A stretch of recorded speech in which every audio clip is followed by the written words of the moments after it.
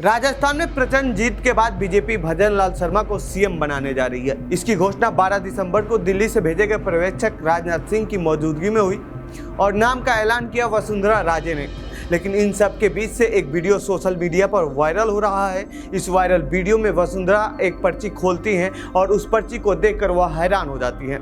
बगल में बैठे राजनाथ सिंह से कुछ कहना चाहती हैं, लेकिन राजनाथ सिंह मुस्कुराते हुए अपना मुंह फेर लेते हैं और फिर वसुंधरा के चेहरे पर आती है उदासी। ये वही वसुंधरा है जिन्होंने राजस्थान की राजनीति में बीजेपी के केंद्रीय नेतृत्व को कभी हावी नहीं होने दिया। ये वही वसुंधरा है जिन्होंने 2 बार बीजेपी अध्यक्ष को राजस्थान में आंख दिखा चुकी हैं। ये वही वसुंधरा राजे हैं जिन्होंने अपनी जीत की वजह से 2 साल तक राजस्थान में विपक्ष का नेता नहीं चुनने दिया और आज जब पर्ची पर सीएम का नाम देखा तो चेहरे का रंग उड़ गया और वह ऐलान करने के अलावा कुछ और नहीं कर पाई। नमस्कार, मेरा नाम है प्रमोद यादव और आप देख रहे हैं जनसत्ता। राजस्थान की राजनीति में कैसे हुई वसुंधरा की एंट्री। वसुंधरा राजे ग्वालियर के राजघराने से आती हैं। इनकी शादी साल 1972 में धौलपुर के राजकुमार हेमंत सिंह से हुई थी, लेकिन ये शादी लंबी चली नहीं और टूट गई। साल 1978 में ये वापस ग्वालियर अपने मां विजय राजे सिंधिया के पास रहने चली गई। फिर साल 1984 में वसुंधरा राजे की राजनीति में एंट्री हुई। उनकी मां विजय राजे सिंधिया की वजह से उन्हें भारतीय जनता युवा मोर्चा का राष्ट्रीय उपाध्यक्ष बनाया गया। इसी साल इंदिरा गांधी की हत्या हुई थी और फिर लोकसभा का चुनाव कराना पड़ा था। इस चुनाव में बीजेपी ने मध्य प्रदेश के भिंड लोकसभा सीट से वसुंधरा को उम्मीदवार बनाया, लेकिन इंदिरा गांधी की हत्या की सिंपत्ति की वजह से वो अपना चुनाव हार गई।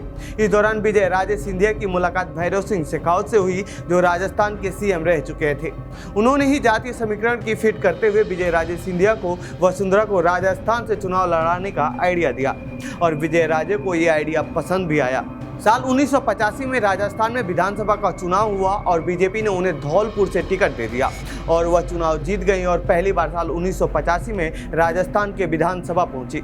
साल 1989 में लोकसभा का चुनाव हुआ तो बीजेपी ने उन्होंने फिर से राजस्थान के झालावाड़ पाटन सीट से मैदान में उतार दिया और वसुंधरा जीत गई। इसके बाद 1991 से 1996, 1996 से 1998, 1998 से 1999 और 1999 से 2003 तक वो झालावाड़ पाटन से लगातार लोकसभा चुनकर आती रही। लेकिन इस बीच वह साल 1993 में धौलपुर से विधानसभा का चुनाव भी लड़ी और कांग्रेस के बनवारी लाल शर्मा से हार गई। कैसे बनी राजस्थान की सीएम। राजस्थान में 2003 का विधानसभा चुनाव होना था। राजस्थान बीजेपी के कद्दावर नेता और 3 बार के मुख्यमंत्री भैरव सिंह शेखावत को केंद्र की बीजेपी सरकार ने उन्हें उपराष्ट्रपति बना दिया था। उपराष्ट्रपति बनाए जाने के बाद राजस्थान में सीएम पद के दावेदार वाली कुर्सी खाली हुई थी। ऐसे में राजस्थान की गद्दी के लिए ललित किशोर चतुर्वेदी, घनश्याम तिवारी, गुलाबचंद कटारिया जैसे कद्दावर नेता नजर टिकाए हुए थे, लेकिन शेखावत के दिमाग में किसी और का ही नाम चल रहा था और वो नाम था वसुंधरा राजे की। वजह था जातीय समीकरण। ऐसे तो कहा जाता है कि वसुंधरा राजपूत परिवार से आती हैं, लेकिन असल में वो मराठा हैं। उनकी शादी जाट परिवार में हुई है और उनके बेटी की शादी गुर्जर परिवार में हुई है। ऐसे में गुर्जरों का वोट भी बीजेपी को आ सकता है। शेखावत ने प्रस्ताव अटल जी के सामने रखी और वो इस प्रस्ताव को मान गए। फिर वसुंधरा को राजस्थान भेज दिया गया। विधानसभा का चुनाव हुआ और बीजेपी जीत गई और मुख्यमंत्री बनी वसुंधरा। इसके बाद से ही वह अपने टसन में सरकार चलाती रही। मजबूत नेता के रूप में उभरी वसुंधरा राजे।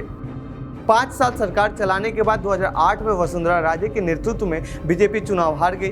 फिर 2009 में लोकसभा का चुनाव हुआ और बीजेपी राजस्थान में केवल 4 सीट ही जीत सकी। ऐसे में उनके नेतृत्व पर सवाल खड़े होने लगे। राजनाथ सिंह उस समय बीजेपी के राष्ट्रीय अध्यक्ष थे।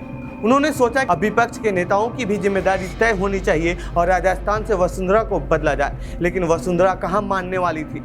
जब उन्हें इसकी जानकारी हुई तो वह 50 से 60 विधायकों को लेकर दिल्ली चली गई और उन्होंने कहा कि यदि कुछ भी मेरे विरोध हुआ तो मैं इस्तीफा दे दूंगी। फिर दिल्ली में संघ के हस्तक्षेप से वसुंधरा को मनाया गया और मान भी गई, लेकिन 2 सालों तक किसी को भी राजस्थान का नेता प्रतिपक्ष नहीं बनने दिया। इसके बाद वसुंधरा का कद राजस्थान में बढ़ गया। मोदी शाह से वसुंधरा की अदावत कब शुरू हुई थी।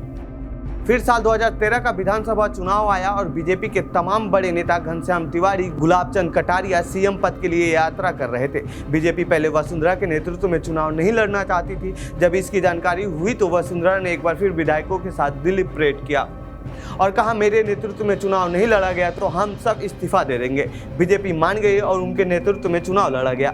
लेकिन दिल्ली में अब बीजेपी बदल चुकी थी और मोदी शाह की एंट्री हो गई थी। साल 2013 के चुनाव में बीजेपी ने 163 सीटों पर प्रचंड जीत दर्ज की।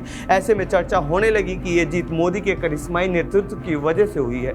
लेकिन वसुंधरा ने इसे खारिज करते हुए कहा नहीं, हमने भी काम किया है। लेकिन मोदी शाह की नेतृत्व वाली बीजेपी लोकसभा चुनाव पर फोकस करना चाहती थी और 2014 में बीजेपी ने लोकसभा में प्रचंड जीत दर्ज की और मोदी प्रधानमंत्री बने और फिर अमित शाह को बीजेपी का अध्यक्ष बनाया गया। फिर समय आता है साल 2017 और 18 का, जब अमित शाह गजेंद्र सिंह शेखावत को बीजेपी राजस्थान का अध्यक्ष बनाना चाहते थे। लेकिन वसुंधरा फिर अड़ गई और गजेंद्र सिंह शेखावत को राजस्थान नहीं आने दिया। आखिर में बीजेपी ने मदन लाल सैनी को अध्यक्ष बनाया। इसे वसुंधरा की जीत और शाह की हार की तरह देखा गया। अब वक्त बदल गया है। साल 2018 में बीजेपी चुनाव हार गई और वसुंधरा एक बार फिर हाशिए पर चली गई। लेकिन बीजेपी ने मोदी के चेहरे पर लोकसभा 2019 में एक बार फिर प्रचंड जीत दर्ज की और फिर 4 साल इंतजार करती रही और फिर राजस्थान विधानसभा का चुनाव आया और बीजेपी ने वसुंधरा के चेहरे के बिना चुनाव लड़ा और 200 सीटों में से 115 सीट जीत लिए और सभी सीट मोदी के चेहरे पर जीती गई। ऐसे में बीजेपी के पास तर्क भी था और वसुंधरा को राजनीतिक रूप से ठिकाने लगाने का मौका भी, और हुआ भी ऐसा ही। बीजेपी ने राजस्थान का नया सीएम भजन लाल शर्मा के रूप में चुन लिया है और इस फैसले के बाद राजस्थान में वसुंधरा राजे का दौर अब खत्म माना जा रहा है। लेकिन राजनीति में कुछ कहा नहीं जा सकता, कब क्या होगा। फिलहाल तो वसुंधरा कमजोर साबित हो गई हैं और सीएम की कुर्सी भी उनसे छीन ली गई है। आपको कैसी लगी यह रिपोर्ट कमेंट बॉक्स में बताएं। साथ ही इस पूरे मामले पर आप क्या कहना चाहते हैं कमेंट बॉक्स में लिखें। बाकी देश दुनिया की खबरों के लिए बने रहिए जनसत्ता के साथ। धन्यवाद।